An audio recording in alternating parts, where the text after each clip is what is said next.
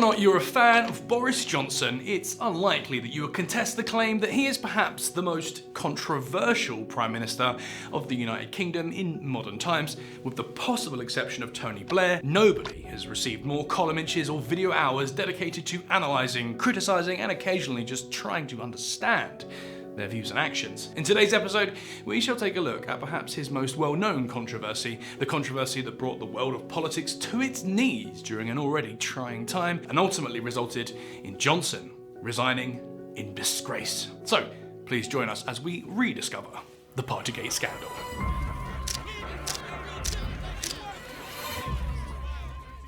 On the 24th of July 2019, Alexander Boris de Fifel Johnson, Al to his family and Boris to the rest of us, in a turn of events almost as surprising to him as it was to the general public, became Prime Minister of the United Kingdom. After battling with various Brexit-related issues not relevant to this story, he called for an unscheduled general election in December of that year and won a genuine landslide victory, greatly increasing his party's control over decisions made by the UK government. Unfortunately for the new Prime Minister, he really didn't have a great deal of time to enjoy this victory. As the year drew to a close, rumblings of some unusual pneumonia cases in Wuhan in the Hubei province of China began to permeate throughout the news, and although very few people seemed to be overly concerned at this point, they were in fact the beginnings of a story that would change the world forever. As Boris Johnson's first full year as Prime Minister began, the situation out of Wuhan quickly became much more serious. On the 5th of January 2020, the World Health Organization announced the existence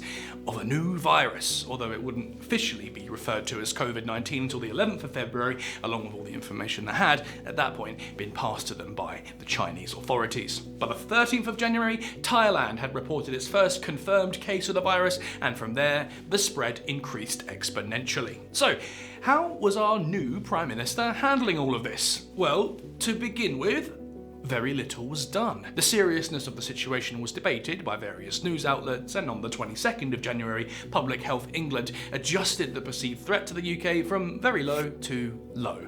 But among the general populace and seemingly among the government, COVID-19 was still very much a threat only to other places, if they were even a threat at all. It wasn't until the 23rd of February, when Italy placed more than 50,000 of its citizens into lockdown, that many people in the UK began to feel any real concern. That concern would become much more real 5 days later when it was announced that the first case of COVID-19 had been passed on within the United Kingdom. 1 week later, there were 86 more cases, then 373, and so on. It wasn't until the 16th of March that Boris Johnson started regular press briefings, daily press briefings, in fact, using this first to urge as many people as possible to work from home, avoid pubs and restaurants, and just generally do everything possible to minimise stress on the National Health Service. Shortly after that, schools were closed to all except the children of key workers, along with pubs, clubs, restaurants, and pretty much all other venues where people might casually socialise.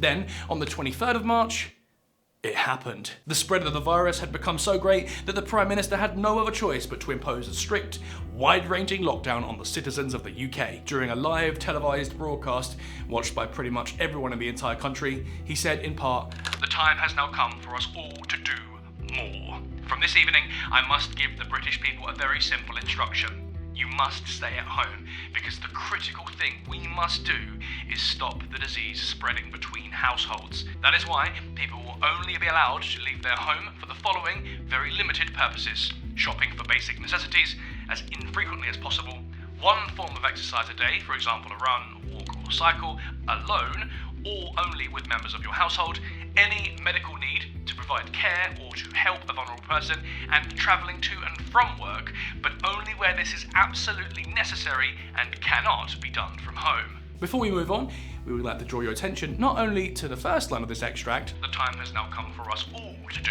more," but also to these additional sentences from the end of the speech. "You should not be meeting friends. If your friends ask you to meet, you should say no." Remember these, they may be important later. So, did it work? Did everyone behave themselves and consequently bring about the end of the virus? Well, Not really. Although the UK as a whole was pretty good about following the imposed restrictions, the police were certainly kept busy. By and large, the majority of people had enough faith in the government that they really did try and stay indoors. The virus continued to spread, and the death toll continued to mount, although almost definitely at a slower rate than it would have without the lockdown. Even at this early stage, however, there were a few indications that those in power were not necessarily practicing what they preached. Towards the end of March, Dominic Cummings, then an advisor to the Prime Minister, drove 260 miles out of London with his wife and child to a trip to visit his parents, and during that selfsame trip was photographed visiting Barnard Castle, and further 30 miles away from his parents' house, a journey he would later claim he made in order to test his eyesight, which had been affected by a recent bout of COVID-19. While this was undoubtedly not a good look for the government, it was a mere drop in the ocean when compared to later revelations. On the 10th of May, Johnson announced the easing of certain lockdown restrictions, and by the 4th of July, pubs, clubs, restaurants, places of worships and other such venues were once again open for business, although under fairly strict rules. It really did seem like things were getting back to normal. Unfortunately though, as you will all no doubt be aware, this was not the case. Not only did the spread of the virus once again increase, but a second, more stringent lockdown was put in place. As before, emphasis was placed on exactly how important it was for everyone to play their part, and by and large, everybody did. This time though, there was a subtle shift in public feeling. Although the majority of people still seemed to trust that those in power were doing the right thing, some serious resentment began to creep in. Restrictions placed upon members of the general public meant that, for the first time in living memory, people were prevented from being at the bedside of loved ones who were passing away, were unable to visit family members living in care homes, and, in many cases, were not able to attend memorial services and funerals held for recently deceased relatives. One of the few things that allowed people to hold it all together was the knowledge that it was the same for everybody else, a belief that was strengthened when people saw the then Queen Elizabeth socially distancing at the funeral of her husband, Prince Philip. When the restrictions finally came to an end for the last time on the 19th of July 2021, there was not only a huge sense of celebratory relief, but also an underlying sense of camaraderie. The Brits, after all, had done their bit. Or had they?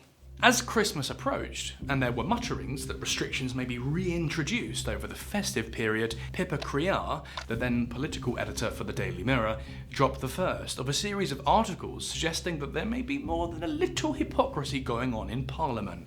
The headline: Boris Johnson broke COVID lockdown rules with Downing Street parties at Xmas. And then the subhead: Number 10 hosted boozy bash while millions endured strict lockdown. This caused such wide-reaching outrage that many ordinarily level-headed Brits actually went out and bought a copy of the Daily Mirror. The article focused on two specific events: a leaving party where the Prime Minister had given a speech during the country's second lockdown, and an unofficial Christmas party which, although Boris did not attend, he was almost certainly aware of. Although the article ended by implying that there would be more to follow, and believe us, there was more to follow, in all honesty, that probably would have been enough. People who had said their final goodbyes to loved ones over WhatsApp video calls, who had been unable to attend funerals in many cases, or had simply felt genuine shame for spending 20 minutes over their allotted 1-hour exercise period in the park because it was a nice day and they were fed up with being indoors, were more than a little disgruntled to discover that those in power, those who had imposed the restrictions and said things like, "The time has now come for us all to do more," had in fact been enjoying secret illegal drinks parties whilst the common folks were the ones to do more. Nevertheless, under the right circumstances, the British can be a fairly forgiving bunch, and it's just possible that if the Prime Minister and those around him had been honest from the start, owned up to these illicit shenanigans, and managed to offer up a convincing apology, they may have, if not gone away with it, then certainly been able to mitigate a great deal of the impending backlash. Sadly, true honesty is rarely one of the virtues bestowed upon your average politician. Even the most honourable among the profession have a tendency to pontificate, dodge and redirect when faced with uncomfortable questions. Boris decided to go one step further and just skip straight to the flat-out lying. When questioned about the initial allegations, the Prime Minister repeatedly claimed that all COVID guidelines had been followed at all times. When further revelations from various news articles exposed the lie for what it was, he quickly discarded it in favour of a different one. This time, he claimed that he had repeatedly been assured that all guidelines had been followed, the implication being that if guidelines had in fact been broken, it could not have possibly been him that was to blame. He, after all, had been aware of no parties at all. It still could have all ended at this point. After all, the world was very busy at that time, and people really did have more important things to worry about than a leaving do and a Christmas party. In retrospect, the incident that probably pushed the story over the edge was the leaked footage from inside Downing Street that was obtained and subsequently aired by Sky News. This footage showed Allegra Stratton, at that point the Prime Minister's press secretary, practicing for a media Q&A the next day. Towards the end of the session, one of her colleagues asks her if she can confirm reports that a party had recently taken place in Downing Street, and then everybody had a good laugh attempting to come up with some justifications for having said party. Even though she hadn't attended the event, Stratton almost immediately resigned when this footage was made public, issuing perhaps the only apology to come out of this whole thing that feels even the slightest bit genuine. Although Boris and the rest of the government probably believed that her resignation would genuinely help with damage control, it appeared to have almost the opposite effect. In accepting her wrongdoing without any argument, she did not, for example, say that although no such party had taken place, it had been in bad taste to joke about such things. She had as good as admitted the truth, and if the press secretary knew about it, then there was no way that the Prime Minister didn't. The world of politics caught fire. As more and more secret events were made public, including a surprise birthday party held for Boris Johnson in the cabinet room, a party that we could have probably assumed he attended even without the photographic evidence which emerged, the man himself changed his story once again. Now, although he had known about some of the gatherings and even attended a few of them, he was somehow of the belief that they didn't actually break any of the rules, as seemingly every statement that the Prime Minister made was almost immediately proven to contain some degree of falsehood, and the leader of the opposition, Keir Starmer, happily ran with every gift-wrapped opportunity to demand the Prime Minister resign. There was really only one way to put this whole thing to bed, and that was an official inquiry. Initially, the person chosen to lead this inquiry was Simon Case, the Cabinet Secretary at the time, but in a turn of events which shocked the British public much less than it really should have, he very quickly had to rescue himself after allegations surfaced that he had also held a party for approximately 20 staff members in his Whitehall offices. The job was eventually given to Sue Gray, a senior civil servant who was no stranger to dealing with political controversy, according to the BBC. In 2017, one of her investigations forced Damien Green, then one of Theresa May's most senior ministers, to step down after he was found to have made inaccurate statements over what he knew about claims pornography had been found on his office computer in 2008. Having worked in the civil service since the 1970s, she had outlasted nearly everyone, knew how everything worked, and wasn't about to be swayed or intimidated by anybody. Gray worked tirelessly throughout the last half of December 2021 and into January 2022, reading emails, conducting interviews, assessing evidence, and by the end of January, the report was done. However, due to ongoing investigations by the Metropolitan Police, the results were not released until the 25th of May. The document itself, a 60-page behemoth detailing multiple examples of poor management, deception, and outright lies, is obviously far too long to go into much detail here. However, let's have a look at some of the overall findings. Gray investigated 16 separate events which took place between May 2020 and April 2021. Of these 16 events, Boris Johnson was present at 8. Almost all of the investigated gatherings were deemed to have broken the rules in one way or another, and Gray did not hold back when criticising senior members of government, writing in her conclusion, "Many will be dismayed that behaviour of this kind took place on this scale at the very heart of government. The public have a right to expect the very highest standards of behaviour in such places, and clearly what happened fell well short of this." In spite of this somewhat damning outcome, Boris Johnson continued to insist that he had not knowingly misled either Parliament or the British public. Both the leader of the opposition and the public seemed to see things very differently though. When asked about Sue Gray's report, Keir Starmer said, "It lays bare the rot of the government and how people in Number 10 treated the sacrifice of the British people with utter contempt. And whilst perhaps a little melodramatic, Boris's plummeting popularity in polls seemed to indicate that the public was largely on the same page. In the end though, the severity of the entire situation really depends on your point of view. One Tory MP was reported to have compared the fixed penalty fines that Boris and a number of other government employees received for their conduct to being no more serious than a speeding ticket, implying that the whole thing had been blown way out of proportion. This, broadly speaking, also appeared to be the Prime Minister's view.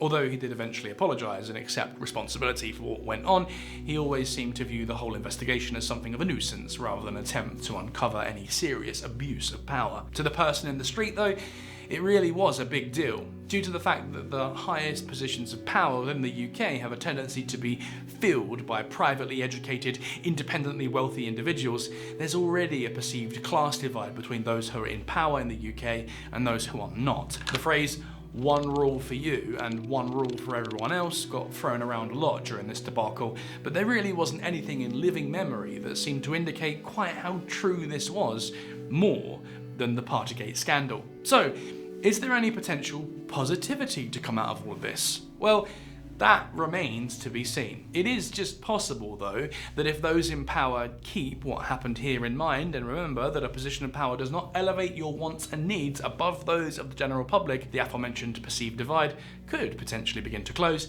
and the average person could perhaps begin to empathise with, and even begin to trust, those in power.